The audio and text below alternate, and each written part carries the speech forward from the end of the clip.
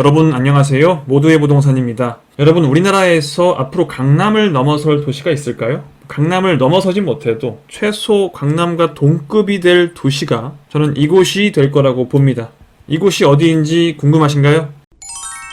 오늘은 이상한 질문으로 시작을 해볼게요. 왜 갑자기 이 녀석이 미국 얘기를 하나 싶죠? 여러분 그래도 저를 믿고 한번 맞춰보세요. 미국에서 집값이 가장 비싼 동네는 어디일까요? 도시 말고 동네, 마을, 빌리지. 이거 쉽다. 이거 미국 영화만 봐도 많이 나오는데 이 헐리우드 스타들이 모여 사는 그 동네 쉽지롱. 난 알지롱. 비버리 힐즈. 이 정도는 내가 알지. 이걸 문제라고 냈니? 비버리 힐즈 저택들을 인터넷 짤이나 TV에서 할리우드 스타의 집을 소개합니다. 이런 코너에서 많이 봤죠. 미국에서 제일 비싼 동네라고 많이 들었죠. 근데 땡!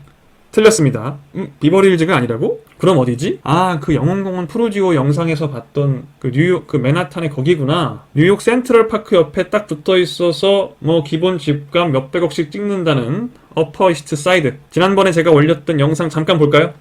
지금 여러분이 보고 계시는 이 거대한 공원은 여러분도 다들 아시는 뉴욕 맨해튼의 센트럴파크입니다. 센트럴파크 주변에 건물이 참 많죠. 여기 위치한 집들은 센트럴파크 덕분에 그 가치가 어마어마하답니다. 특히 지금 보이시는 화면에서 공원 왼쪽에 위치한 어퍼 이스트 사이드는 세계 최고 수준의 집값을 자랑하는 맨해튼에서도 가장 집값이 비싼 곳인데요. 세계적인 아티스트 마돈나를 비롯해 머라이어 캐리, 우디 알렌 등이 거주하고 있는 곳이죠.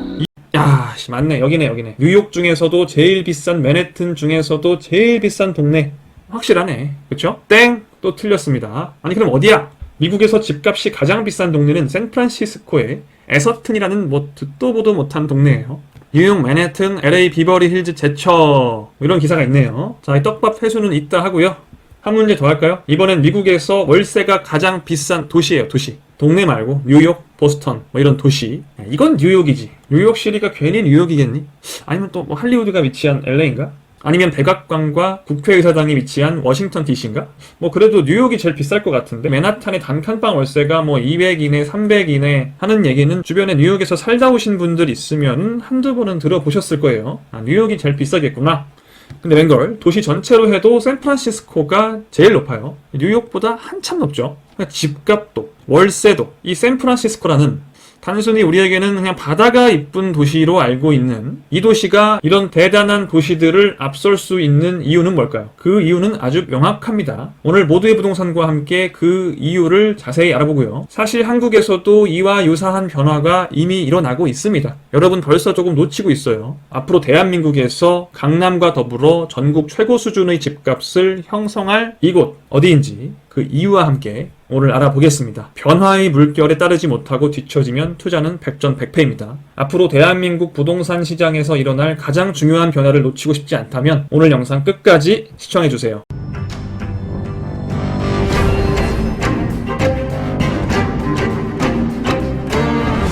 네, 안녕하세요. 모두의 부동산입니다. 아까 비버리 힐즈보다 더 비싼 동네가 어디라고 했죠? 샌프란시스코의 에서튼이라고 했어요. 에서튼 들어보신 분 아무도 없죠, 지금? 미국 전역에서 주택 가격이 가장 비싼 동네는 어디일까? 뉴욕 맨해튼의 어퍼 이스트 사이드나 로스앤젤레스 비버리 힐즈가 아니다. 샌프란시스코의 에서튼이란 지역이 최고가를 보였다. 캘리포니아주 에서튼 평균 거래가 78억 원. 평균 거래가가 제일 비싼 단지 이런 거 아니고요. 중간값이 700만 따는 거예요. 비싼 집들은 상상을 초월합니다. 300억 넘는 거 많아요. 이 샌프란시스코 이 에서튼이 실리콘밸리 인근에 있다는 게 키포인트입니다.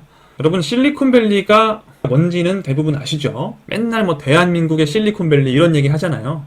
페이스북, 테슬라, 구글, 이베이, 트위터, 인텔, 기타 등등 여러분이 알고 계신 미국 기업 있죠? 여러분이 알고 있는 미국 기업은 다 거의 다 여기 있다고 보면 돼요.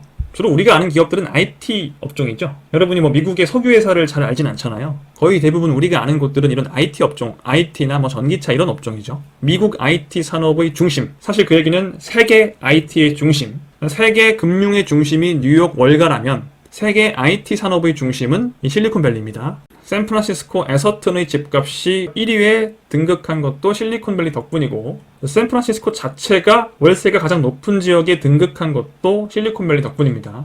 월세가 가장 높다는 건 실질적으로 집값이 가장 높다는 뜻이죠. 이렇게 집값이 너무 비싸다 보니까 애플도 실리콘밸리에 있어요. 애플이 주거난 해결을 위해서 25억 달러, 우리 돈 약 2조 7천억 원 정도를 기부했어요. 집값은 둘째치고 월세가 샌프란시스코가 4,340달러며 이건 샌프란시스코 전체의 월세 평균이에요. 전체 방 2개짜리 별것도 아닌 집이죠.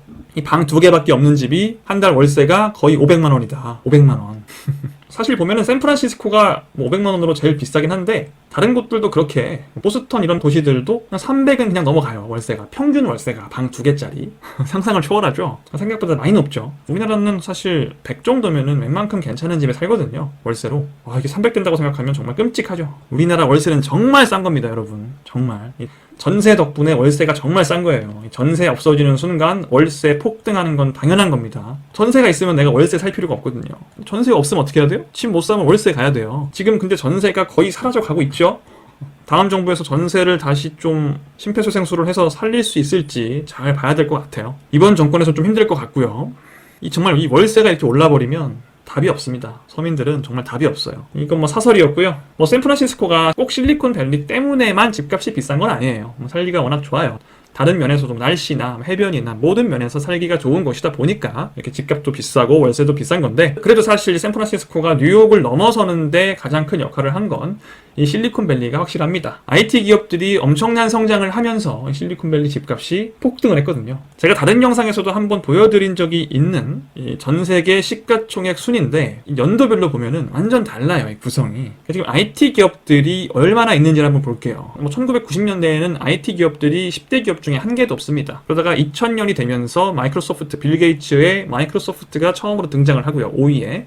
그다음에 10년 후에 2010년에는 우리가 너무나도 사랑하는 기업이죠. 여러분들 많이 사용하시는 아이폰의 제작사죠. 애플이 등장을 해요. 이때까지만 해도 IT가 주류라고 볼 수가 없어요. 2010년만 해도. 그러니까 불과 10년 전만 해도 IT가 그렇게 주류가 아니에요. 그러다가 불과 5년 뒤에 여기까지 왔던 변화보다 더 큰 변화가 이 5년 동안 일어납니다. 세계 1, 2, 3, 5, 6위 기업을 모두 IT 기업이 차지를 하죠. 애플, 알파벳은 구글이고요. 마이크로소프트, 아마존. 2017년엔 1위부터 8위까지, 현재 2021년에는 1위부터 10위까지의 모든 기업이 다 IT 기업입니다. 이 현상을 두고 짧은 말로 우리는 실리콘밸리의 기적이다 라고 부르기도 해요. 그러니까 미국이 실리콘밸리를 얼마나 효과적으로 성장시켰는지, 전 세계의 천재들이 모여서 어떤 기적을 만들어냈는지를 볼 수가 있죠. 근데 이런 변화는 비단 미국에서만 일어나는 변화는 아니에요. 우리나라도 이 정도까지는 아니더라도 이런 방향성을 지금 가지고 있어요. 우리는 한 이쯤 온 것 같아요, 지금. 저는 결국 미국을 따라갈 거라고 봅니다. 이렇게까지 거대한 기업들이 나오긴 어렵겠지만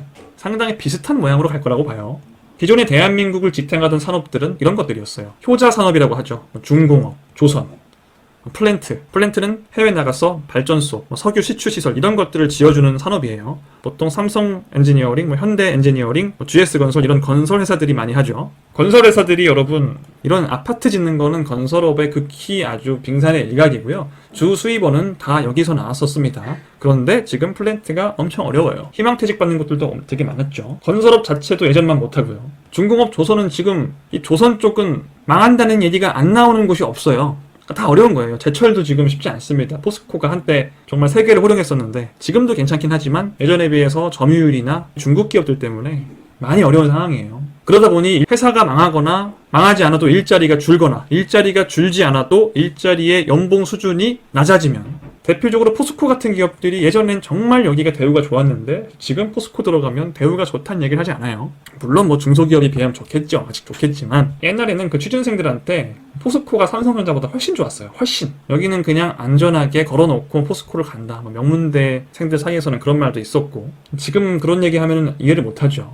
연봉 차이가 이런 산업들이 다 무너지고 있다는 거예요. 이런 산업들이 다 휘청휘청 한다는 거예요. 그렇게 연봉이 줄고 일자리가 줄면 이 산업들이 거점으로 삼고 있는 울산이나 이런 경상남도 공업 지역이라고 할까요? 대표적인 주거 지역은 부산이고요, 당연히. 이쪽이 다 지금 흔들려요. 이쪽이 흔들리고 거기서 줄어든 일자리는 어디로 가냐? 다 위로 갑니다, 위로. 이 수도권으로 다 모이는 거예요. 어떤 일자리들이? 한번 일자리 혁명 영상에서 소개해드린 적이 있죠. 반도체나 바이오 이런 것들이 앞으로 굉장히 유명하고 일자리가 많이 늘어나고 있고요. 저번에 소개해드렸죠. 이 반도체 같은 경우에는 지금 평택 고덕 산업단지에 엄청 거대하게 삼성에서 6라인까지 계획을 가지고 계속 라인을 증설하고 있다. 뭐 더 증설할 것 같아요. 제가 봤을 때 7라인, 8라인까지 가는 것도 충분히 가능하다고 봅니다. 왜냐? 얘 때문에. 얘가 계속 커지면 커질수록 반도체는 계속 비례해서 증가해야 돼요. 5G 시대, 모든 사물에 반도체가 들어가는 시대가 되기 때문에 반도체는 이 IT 혁명과 함께 성장하는 하드웨어입니다. 이 IT가 소프트웨어라고 하면 반도체는 하드웨어로서 엄청나게 성장을 하는 거예요. 근데 이런 일자리들이 다 생기는 곳이 어디예요? 다 수도권이죠. 지방엔 이런 일자리 없거든요. 그러니까 계속 이런 지방 일자리들은 감소를 하는 거고 수도권 일자리들은 계속 늘어나는 거예요. 그런데 이 IT라는 업종은요, 잘 키우면 일자리를 진짜 대폭 이렇게 늘릴 수 있는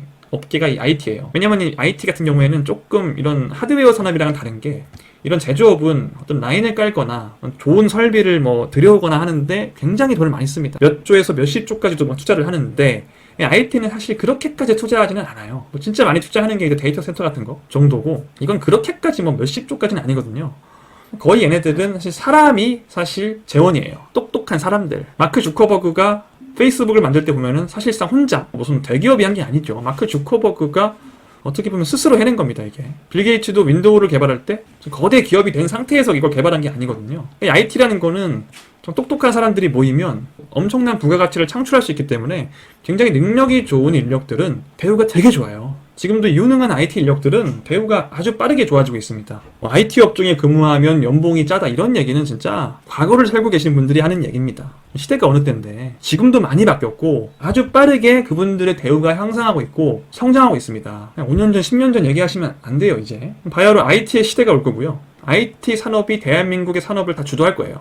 그러면 대한민국에도 미국의 실리콘밸리 같은 곳이 형성이 이미 되고 있어요, 사실. 형성이 될 겁니다도 아니고 이미 형성이 되어 있고 그럼 이 대한민국의 실리콘밸리는 어디일까요? 이거 알아보려고 지금까지 이런저런 얘기한 거죠. 자, 대한민국의 실리콘밸리는 어디냐? 각자 주장하는 곳이 많습니다. 우리가 대한민국의 실리콘밸리다. 한국판 실리콘밸리다. 대전, 천안, 여기에 뭐 스타트업 파크 이런 게 생기나 보죠. 프랑스 스테이션 F와 같이 창업 벤처 생태계 구성원들이 뭐 소통하고 하겠다. 고양시도 통일한국 실리콘밸리라는 약간 짬뽕된 타이틀로 중국 기업들을 우리가 뭐 유출해오겠다. 자, 인천도 한국형 실리콘밸리가 인천에 있다. 이러면서 인천 스타트업 파크를 뭐 구성하겠다. 자, 구미도 한국의 실리콘밸리는 구미공단이다. 뭐 네이버에 쳐보시면은 여기 말고도 각자 서로가 한국의 실리콘밸리라고 다양하게 주장을 하는 곳들이 많습니다. 정말 많아요. 이 실리콘밸리가 얼마나 위대한 힘을 가지고 있는지를 알기 때문에 이걸 막 갖다 붙이는 거예요. 하지만 이런 것들은 사실 그냥 이제 그러니까 좋은 수식어를 갖다 쓴 거라고 보시면 되고 실제 대한민국의 실리콘밸리는 한 곳밖에 없습니다. 앞으로도 한 곳밖에 없을 가능성이 크고요. 그곳은 바로 판교예요. 웬만큼 부동산에 관심 있는 분들은 이 정도까지는 아시죠. 판교가 대한민국의 실리콘밸리에 가장 가깝다는 거, 그 정도까지는 아실 겁니다. 뭐 이게 2020년 기사인데 2019년에 이미 전년 대비 매출이 뭐 한 20% 이상 막 증가를 하고 있어요, 매년. 지금은 그 속도가 더 빨라지고 있죠. 가속도가 쭉쭉 붙고 있기 때문에 판교에서 일하시는 분들 대우가 여러분 생각하시는 그런 수준이 아닙니다, 지금. 그리고 제가 확실하게 말씀드릴 수 있는 건 5년 내에 전국에서 가장 고연봉자가 많은 곳이 어디냐, 억대 연봉자가 가장 많은 곳이 어디냐 하면 강남이 아니에요.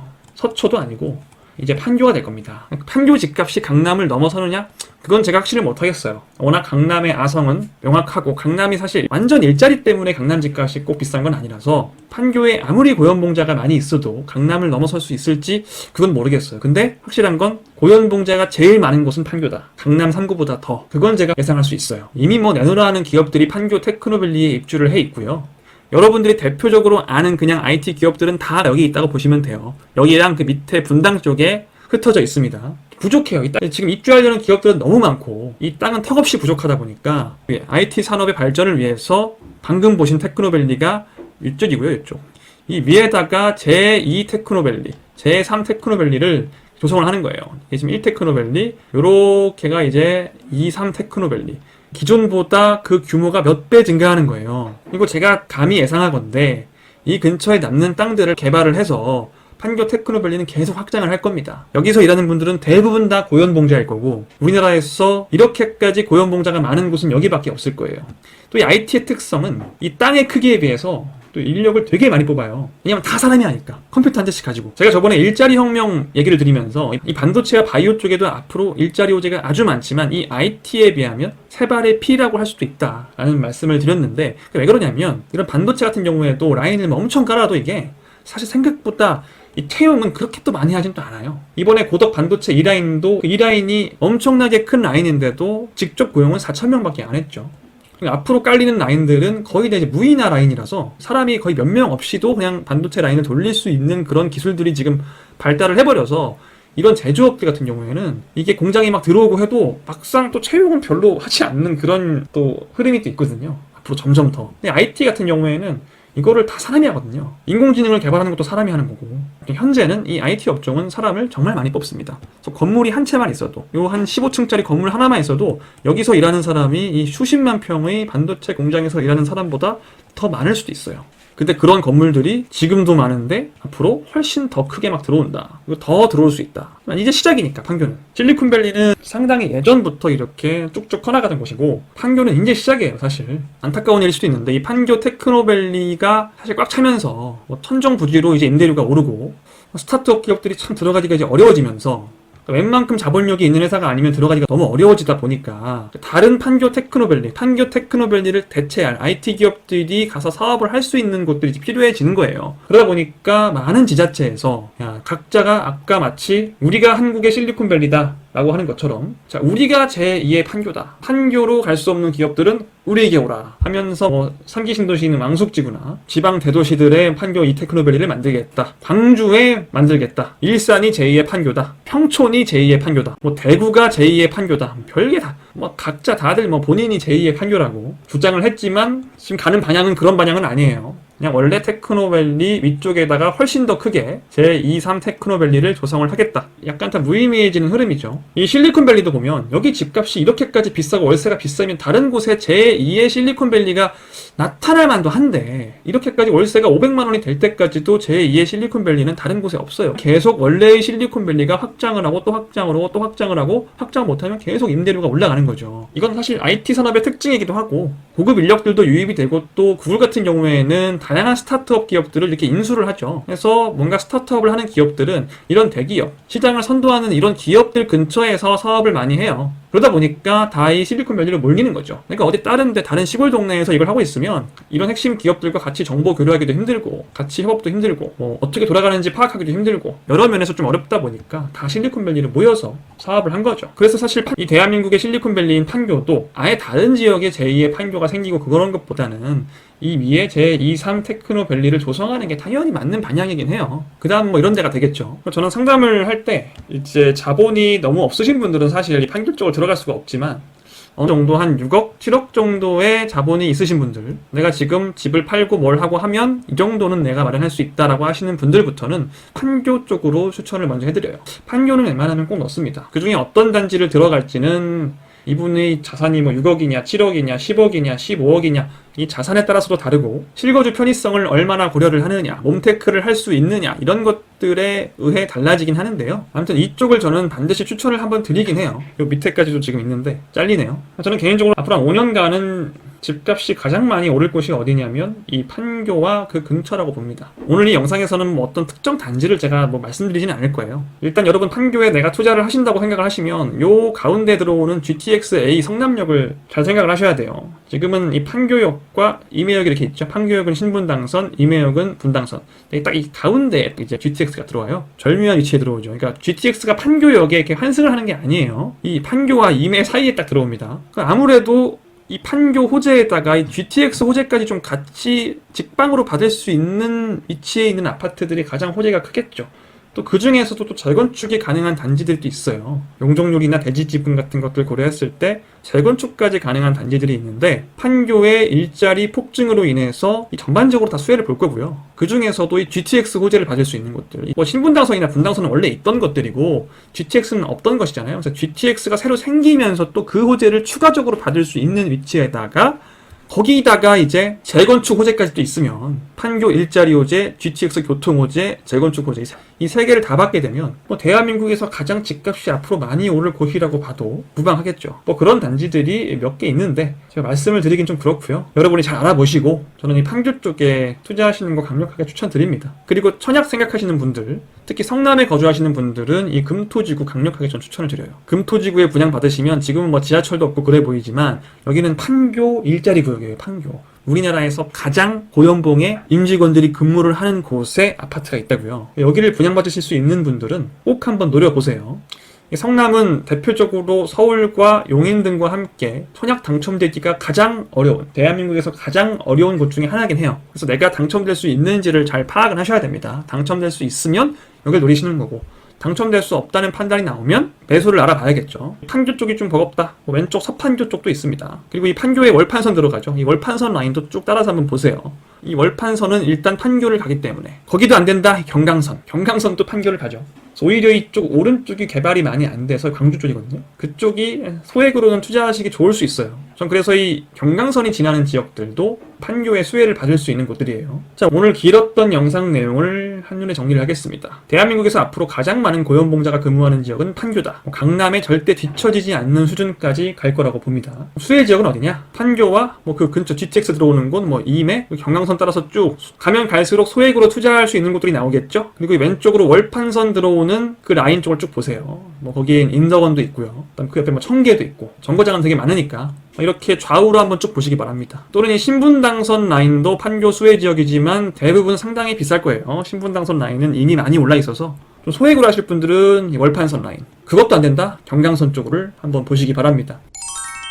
자, 오늘 제가 말씀드린 내용을 다 파악하고 계신 분들도 있을 거예요. 이미 파악하고 계신 분들. 자, 이미 파악하고 계신 분들은 사실 이쪽에 투자를 할까 하다가 약간 걱정하시는 게 있죠. 실리콘밸리 근무 지금 방식이 변화가 좀 많이 되고 있다. 그러니까 재택근무를 많이 한다고 하더라. 야, 이 재택근무 하게 되면 굳이 여기 와서 일을 할 필요가 없는 거 아니야. 그냥 내가 어디 살든 거기서 근무를 하면 되고, 내가 여기 살 필요가 없잖아. 여기 살 필요가 없으면 이 월세가 이렇게 높을 이유가 없잖아. 이 월세 내고 내가 살 필요가 없잖아. 그럼 월세가 떨어질 거잖아. 월세가 떨어지면 당연히 집값도 떨어질 거잖아. 실제로 코로나가 딱 발생했을 때 이 실리콘밸리 근처의 집값들이 훅 떨어졌어요. 재택근무를 많이 했으니까. 재택근무 하면은 그 월세 내고 살 필요가 없죠. 바로 고향으로 가버리죠. 내가 마이애미에 살던, 보스턴에 살던, 볼티모어에 살던, 어디 살든 정상적인 근무가 가능하니까요. 그리고 지금 코로나가 끝나고 나서도 이런 재택근무를 쭉 유지할 생각이다라고 얘기가 많이 나와요. 실리콘밸리 쪽에서는. 저는 그게 가능하다고 봅니다. 미국 IT 기업들은 충분히 이게 가능해요. 그래서 실리콘밸리의 집값이 지금보다 약간 내려갈 수도 있다고 보긴 하는데, 사실 이 재택근무를 하게 되면 사무실을 좀 줄일 거 아니에요. 그럼 또 이 실리콘밸리에 지금 못 들어가서 안다라는 기업들이 줄을 서 있어요, 지금. 그런 기업들이 4차 산업혁명의 시대에서는 계속 생길 거고, 계속 새로운 기업들이 들어오고, 재택근무를 시킬 거면 사무실 규모가 클 필요가 없죠. 사무실 규모를 줄여서 계속 들어올 거기 때문에 저는 딱히 이게 뭐 집값이 폭락할 거라 보진 않아요. 그리고 사실 게다가 이 실리콘밸리가 뭐 재택근무를 이렇게 많이 한다고 해도 우리나라는 이 재택근무를 이렇게까지 많이 하기가 힘들어요, 사실.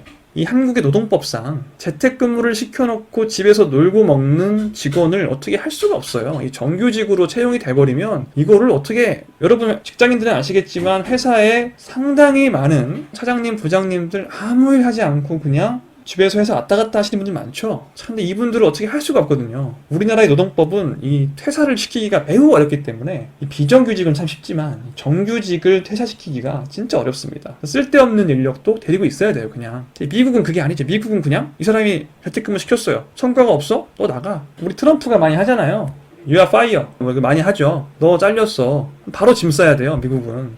제가 봤을 땐 미국이 재택근무를 이렇게 쉽게 할 수 있는 이유는 그 노동법이 굉장히 유연하기 때문에, 기업의 이득이 안 되는 임직원은 사실 기업 입장에서는 필요하진 않으니까 퇴사시키는 거죠. 재택근무를 시킬 수가 있죠, 편하게. 근데 한국은 그게 안 돼요. 재택근무 시키면 제가 봤을 때는 한 50%의 임직원은 거의 이게 뭐 직장 생활을 하는 건지 안 하는 건지 알 수 없을 정도의 상태가 될 겁니다. 나머지 50%는 열심히 일을 하겠지만 50%를 어떻게 할 수가 없어요. 그나마 사무실에 출근시켜서 상사가 감시를 좀 해야 일을 좀 하거든요.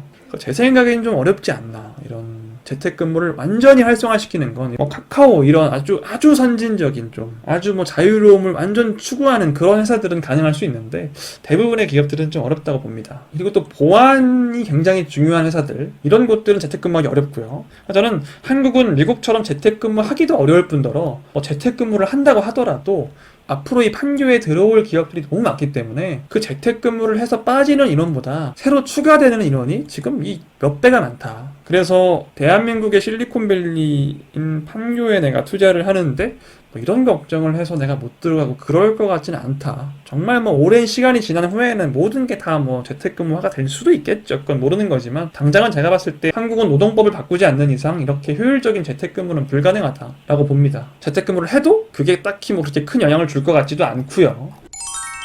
자, 오늘은 판교에 대한 얘기를 해봤죠. 저 말고도 이렇게 판교 대세론을 가지신 분들은 되게 많아요. 앞으로 판교가 대한민국 부동산의 중심이다 이런 얘기를 하시는 분들은 저 말고도 꽤 있습니다. 지금까지의 부동산 이론과는 많이 다르죠. 판교가 대세가 될 거라고 생각하시는 분들은 약간 지금까지와는 좀 다른 그런 4차 산업혁명, 우리나라 산업 구조의 변화, 일자리의 이동 이런 것들을 보고 보통 앞으로 판교가 대세다라고 생각을 하시기 때문에 지금까지의 부동산 시세가 어떻게 변할 거다라는 것을 예측했던 분석들과는 많이 다릅니다. 하지만 어쨌든 시대가 바뀌고 있고요. 이 세상의 변화의 중심에 있는 곳이 저는 이 대한민국에서는 판교라고 봐요. 약간 내가 투자금이 좀 모자라시는 분들은 제가 아까 그 양옆으로 소액으로 들어갈 수 있는 곳들도 말씀을 드렸죠. 조사를 해보시고 여러분 투자 방향을 잡는데 오늘 영상이 조금이나마 도움이 된다면 좋겠네요.